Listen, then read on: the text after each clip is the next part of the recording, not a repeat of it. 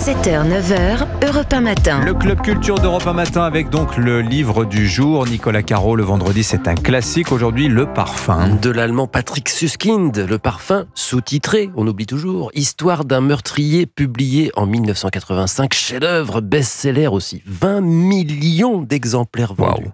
L'histoire, je vous rappelle, de Jean-Baptiste Grenouille, un enfant né au XVIIIe siècle à Paris, vous savez, au marché aux poissons, au milieu d'un amas de poissons morts. Sa mère a accouché là sans même penser que cet enfant survivrait. Elle est d'ailleurs exécutée pour infanticide dans la foulée. Le bébé est remis à une nourrice financée par les bons pères, mais la nounou très vite n'en veut plus. Elle pense qu'il s'agit rien de moins que du diable parce qu'il ne sent absolument rien et ça c'est pas normal. Il grandira malgré tout comme il peut dans la misère, mais avec une qualité étonnante, prodigieuse même, son nez, son odorat. Il est capable de reconnaître n'importe quelle odeur. Il en a des milliers en mémoire. C'est un peu l'équivalent d'un gamin prodige en musique.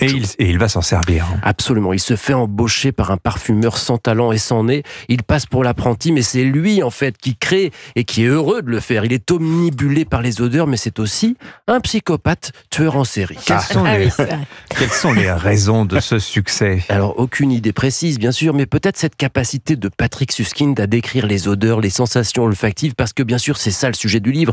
Et la gageure, pas facile techniquement de faire sentir par l'écrit. Alors Süskind déploie tout l'arsenal. Il cite des noms de fruits. Pamplemousse, le mot par exemple, ne vous déclenchera pas la même sensation que le mot goyave ou le mot jasmin. Il envoie tous les adjectifs, les références aussi. Il cherche les odeurs partout comme grenouille. Et quand on referme ce roman, on ne sent plus la vie de la même façon. On s'intéresse plus aux odeurs. Au passage, l'auteur est intriguant aussi. Depuis 30 ans, il se cache. Pas d'interview, pas de photos, rien. À ce sujet, je vous conseille d'aller lire l'enquête de l'écrivain François-Henri Désérable. Il y a 2 ans pour le JDD, c'est toujours en ligne, j'ai vérifié. Il s'était rendu dans le sud de la France, là où Süskind est censé passer ses vacances pour essayer de le rencontrer. Enfin, il a interrogé les commerçants du village et tout.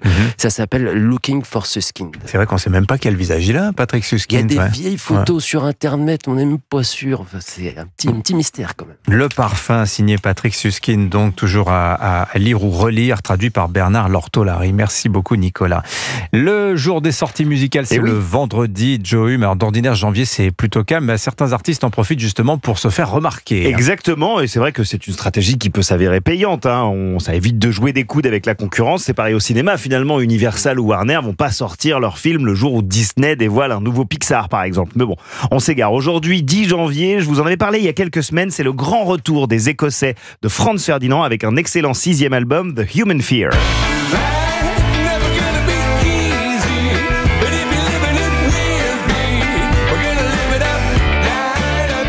Night or Day, c'est l'un des titres vraiment les plus réussis de The Human Fear, dont les chansons abordent sous des angles divers les peurs, vous savez, qui nous paralysent dans la vie de tous les jours. La peur de l'isolement social, la phobie administrative, ça par exemple, moi je l'ai. La peur de quitter un partenaire ou au contraire de s'engager dans un couple. Est-ce qu'on retrouve la patte Franz Ferdinand? Oui.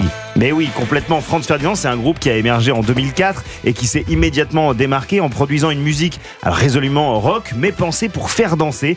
Et sur ce nouvel album, le facteur danse est toujours bien présent.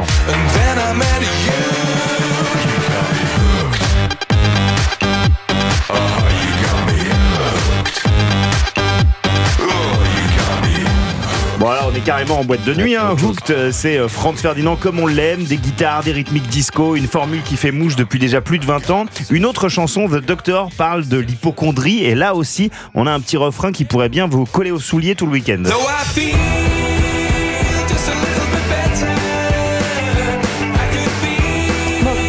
Ça fait du bien. Ben voilà, de bon matin. Ah ouais, c'est très agréable. Le nouveau Franz Ferdinand, donc. The Human Fear, ouais. C'est leur 6e album et c'est disponible depuis ce matin. Merci beaucoup, Joe Hume. Avec plaisir. Merci Nicolas Caro. Note énergique pour attaquer votre week-end ou votre dernière journée de la semaine en tout cas.